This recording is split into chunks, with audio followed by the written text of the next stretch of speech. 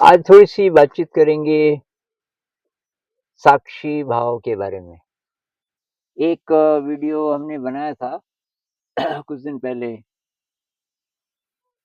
पर एक कमेंट आया कि थोड़ा विस्तार से। तो पहले ध्यान में साक्षी भाव, ये जो साक्षी भाव है ध्यान के अभ्यास के लिए बहुत यूज़फुल है इसको समझना। तो जैसे हम ध्यान का अभ्यास करते हैं ना, ये विपश्यना ध्यान खासकर, ये विपश्यना ध्यान मुझे बहुत अच्छा लगा क्योंकि एक तो सेफ है। इससे ऐसा नहीं होता कि अचानक एनर्जी बनी और उसको हम डाइजेस्ट ना कर पाएँ। दूसरी बात कि ये ध्यान ऐसा है जो आप कभी भी कर सकते हो, कहीं भी कर सकते हो। आप बैठे हैं, चाहे चल रहे हैं, चाहे काम कर रहे हैं। तो साक्षी भाव का मतलब क्या होगा कि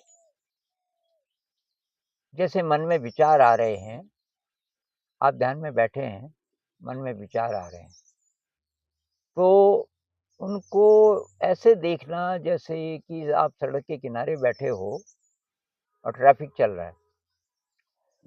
तो ट्रैफिक जो है, वो मेरा ट्रैफिक तो है नहीं, उसमें मेरे का भाव नहीं है, ट्रैफिक चल रहा है, आप बस देख रहे हो उसको। तो आप विटनेस हो, आप साक्षी हो।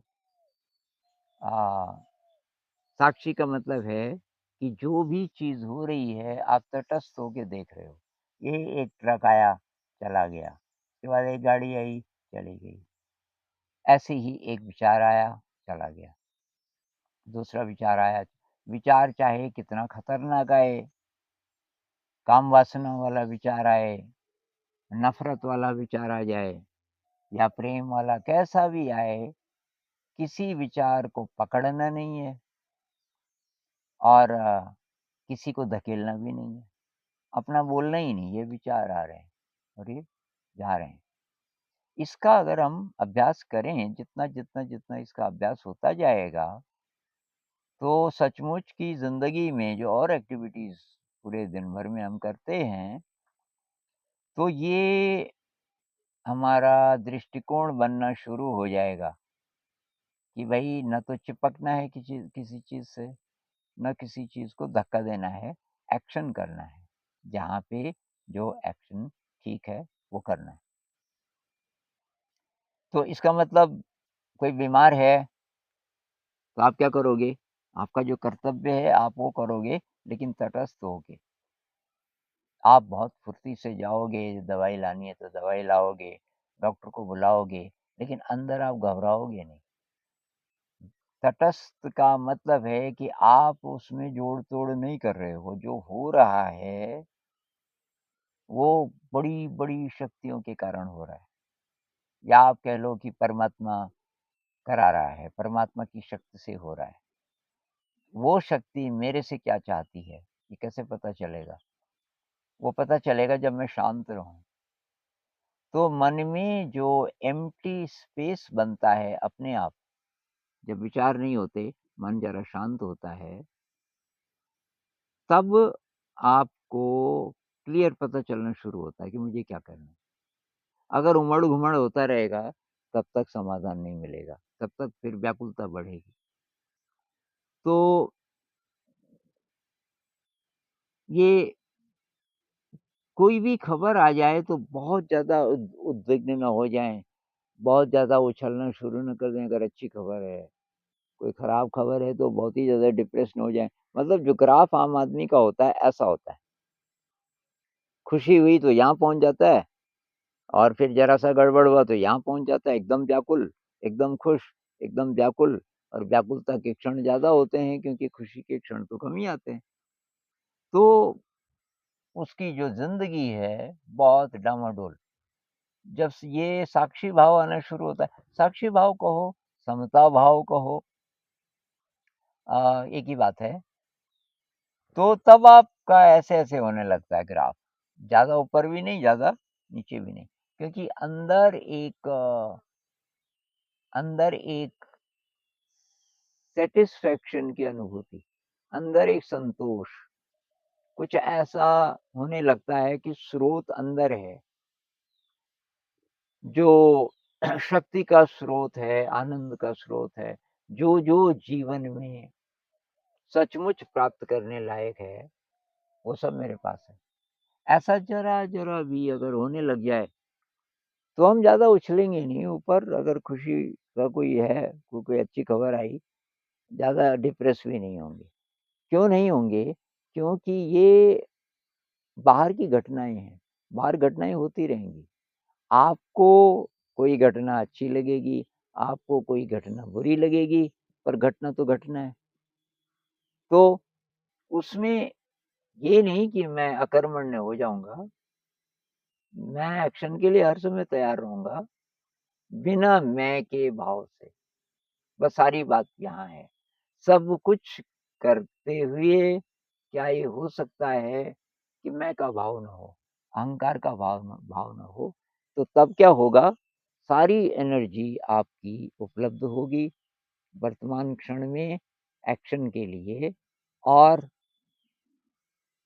आप नहीं कर रहे कुछ, मैं नहीं कर रहा हूँ, मैं केवल निमित्त मात्र हूँ, ऐसी वाली फीलिंग धीरे-धीरे बढ़ती जाएगी।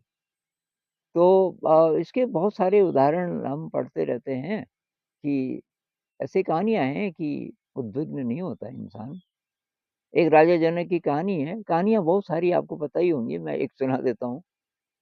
तो राजा जनक के पास ये जोगी, साधु ऐसे लोग आते रहते थे। एक कोई बहुत बड़ा बिज़नेसमैन था जिसने सब कुछ छोड़-छाड़ दिया था।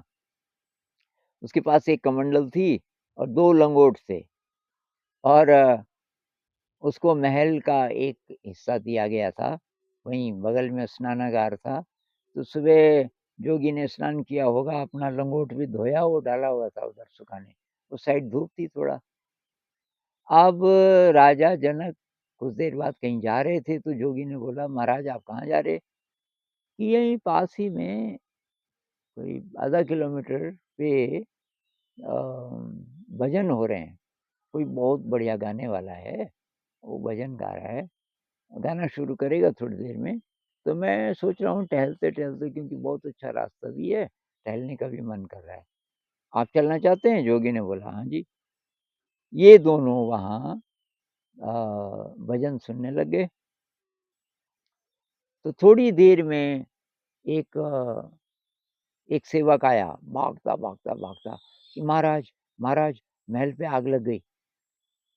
अब ये जो जोगी था, इसका केवल एक लंगोट था वहाँ, उसको वो याद आया कि मैंने, वो जल तो नहीं जाएगा अगर आग लगी है तो। उसने कहा, किस साइड? कि जिधर आप रह रहे हैं उसी साइड, और जोगी भागा। जोगी भागते-भागते अभी ज़रा ही हुआ था, मतलब 4-5 मिनट भी नहीं हुए होंगे, तो तब तक दूसरा सेवक आया। तो जोगी ने बोला कि क्या हुआ? तो उसने बोला, महाराज वो खबर जो है झूठी निकली, वो दरअसल गलतफ़हमी हुई किसी को, नहीं लगी आग।